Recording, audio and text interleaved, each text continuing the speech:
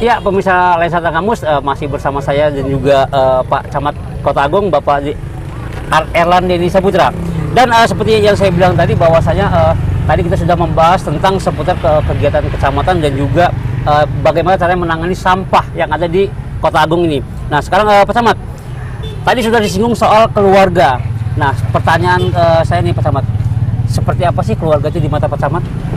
Kalau keluarga, istri, anak ya, artinya ada adik, ada kakak. Saya bicara keluarga kecil aja, istri dan anak, ya sangat dekat. Karena memang keseharian dengan mereka. Artinya di hari-hari saya yang memang sibuk, di hari-hari yang capek, ketika pulang kan mereka itulah yang menghibur. Ya. Ada istri, ada anak. Jadi ya sangat dekat. Ya. Karena mereka lah penyemangat ketika saya akan berangkat kerja, ketika saya akan keluar, ketika akan saya kerja. Mereka seperti itu Pak Camat ya. Nah, terus bagaimana sikap keluarga Pak Camat sendiri menghadapi kesibukan Pak Camat? Misalkan suatu saat ada masyarakat yang ngejelek-jelekin Pak Camat ataupun komplain tersebut, bagaimana? Itu cara masyarakat, cara keluarga kita. Ya, saya sebelumnya kan memang sudah saya beritahu kepada istri, kepada anak. Memang salah satu yang akan dihadapi itu kan cacian, hinaan, atau ejekan, sindiran. Ya, itu memang sudah biasa kalaupun memang itu ada dan sampai ke telinga istri dan anak, mereka sudah biasa aja. Itu pernah terjadi? Iya pernah. Oh, seperti itu Pak Camat. Tapi terus bagaimana itu? Ya enggak, karena memang dari awal sudah saya kasih tahu bahwa memang itulah yang dihadapi. Jadi ngeresponnya ya nggak usah direspon, diem aja. Ya. Nah, terus kemudian untuk si anak sendiri, anak kan sekarang sekolah di Pak Camat. Bagaimana cara saat nanti mereka mendengar dari masyarakat lain gitu kan? Itu bagaimana tanggapan si anak terhadap kawan-kawannya sendiri? Ya udah, karena memang kita dari awal sudah edukasi. Ya biarin aja, nggak usah dijawab. Oh, seperti itu Pak Camat ya. Berarti jatuhnya cuek-cuek aja udah ya? Cuek aja, karena memang itu bagian yang akan dihadapi. Jadi nggak perlu ditanggapi. Tidak perlu ditanggapi untuk seperti itu Pak Camat ya. Tapi ketika ada omongan dari masyarakat atau dari temannya, kalau memang itu benar ya tinggal kita benahi aja. Contohnya kayak gini tuh ya, di lapangan sampah penuh. Orang-orang pada ngomong bau, gitu. Betul. Itu kan tetap camatnya kok yang disalahin ya. Padahal dari kecamatan sudah berusaha ya untuk memberikan semua itu Pak Camat ya. Tapi kan ucapan itu memang benar. Iya kan, walaupun masyarakat juga salah naruh sampah di sini, tapi betul. Kan itu benar. Seperti itu Pak Camat ya. Nah, kemudian cara Pak Camat sendiri untuk membagi waktu. Nah, misalkan begini Pak Camat, seorang camat kan biasanya kesibukan itu banyak.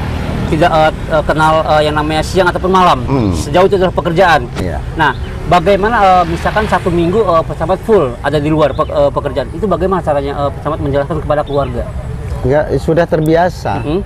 Jadi ketika ada kesibukan, terutama kalau jam kerja memang sudah dari Senin sampai Jumat sampai sore itu sudah biasa. Tapi kadang-kadang kan memang ada agenda di hari Sabtu dan hari Minggu.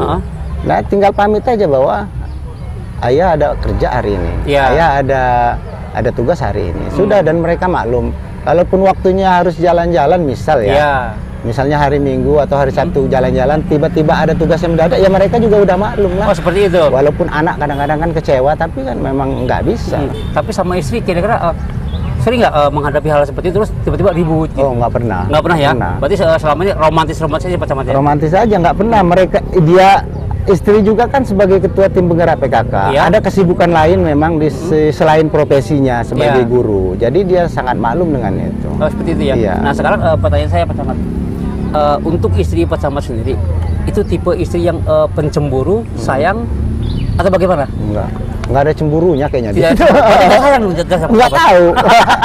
Nggak ada cemburunya, karena begini ya. Contoh misalnya hari Sabtu, tiba-tiba dia nggak tahu, yuk kita jalan. Begitu mau jalan, tiba-tiba ada telepon yang dia nggak cek telepon dari siapa. Entar ya, gua ada yang panggil, ada mau kerja gitu. Sudah batal, sudah batal. Oh, seperti itu. Tapi bicara masalah sayang bagaimana? Sayang banget lah. Sayang banget ya. Tapi nggak ada cemburunya. Ya kalau mungkin ya, kalau ada ditemukan indikasi ke yang lain, ya pasti dia cemburu. Karena selama ini saya nggak pernah, dan memang ya nyaman aja, nyaman aja Pak Camat ya. Oke. Untuk usia pernikahan sendiri Pak Camat sudah berapa lama?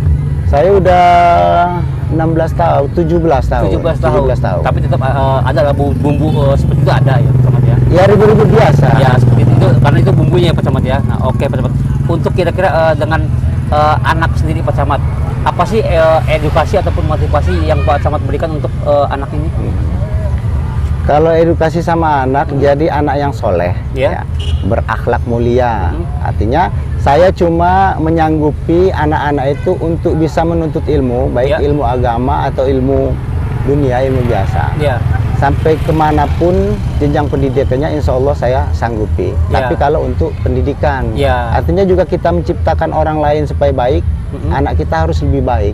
Ya. Amin. Artinya nggak mungkin kita selalu mengedukasi masyarakat supaya baik, supaya jangan buang sampah sembarangan, supaya pendidikan tinggi, supaya semuanya maju. Tapi justru anak kita sendiri, keluarga Yang kita tidak maju. sendiri memang amburadul. Ya, karena nggak memang, bisa. Karena keluarga itulah. Betul, fakta di lapangan emang banyak terjadi seperti itu Pak Camat, di mana pada saat si orang tuanya dia adalah pejabat, guru segala macam, ternyata anaknya sendiri itu nggak benar gitu Pak Camat. Ya, Itu ada yang seperti itu Pak Camat. Ya, insya Allah kita enggak, karena memang ya, keluarga itu termasuk yang utama. Ya. Artinya baik buruk kita pada saat hari mau berangkat kerja ditentukan kondisi pada saat kita mau berangkat dari rumah. Kalau Ya. dari rumah juga sudah nggak nyaman, ribut, ya gimana mau kerja nyaman? Ya, Nggak mungkin. betul. Nah sekarang Pak Camat, untuk pertanyaan terakhir nih Pak Camat,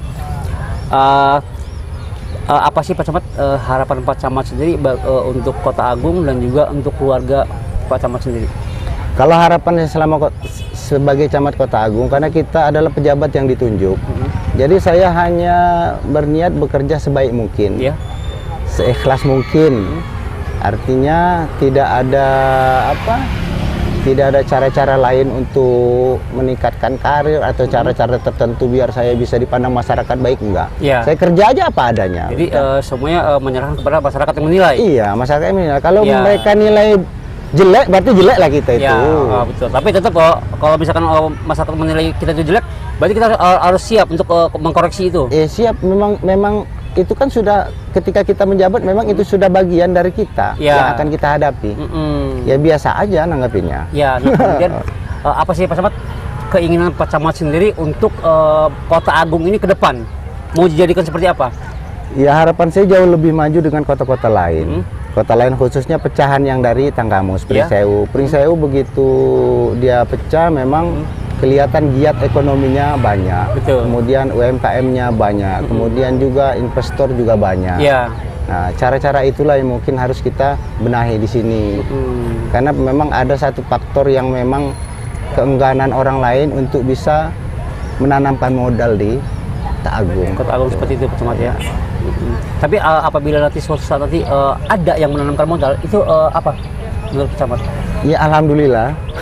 ya. Apapun sektornya. Apapun Ya, sektornya. karena jelas pertama akan menyerap tenaga kerja. Ya, Iya betul. kan? Itu tenaga kerja pasti banyak tenaga kerja lokal yang di sini. Itulah yang kita harapkan. Itu yang Paling tidak masyarakat yang sudah menempuh pendidikan atau masyarakat yang di sini yang tidak punya kerjaan akan lebih banyak peluang untuk mendapatkan pekerjaan di wilayah kita sendiri. Iya.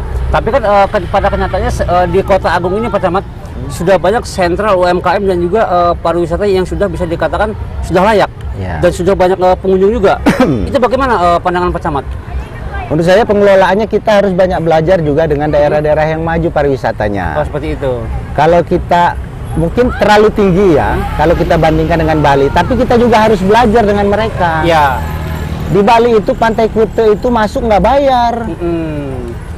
Ya, Kute itu terkenal ke seluruh dunia. Betul. Itu nggak bayar masuknya. Kenapa kita sini baru pantai begini aja Oh, bayar? seperti itu, Pak Camat, ya. Justru mereka datang sebanyak-banyaknya manusia itu silakan datang ke pantai itu. Ya. Mereka tidak tarik biaya. Tapi kan yang datang itu kan belanja. Ya. Beli makanan, beli air minum, beli kaos, beli souvenir macam-macam. Ya. Nah, Berarti itu mungkin jawaban pola itulah yang pola itu ya Pak dipakai. Camat ya. Berarti itu berkenaan dengan yang namanya pariwisata ya Pak Iya. Camat ya. Oke Pak Camat.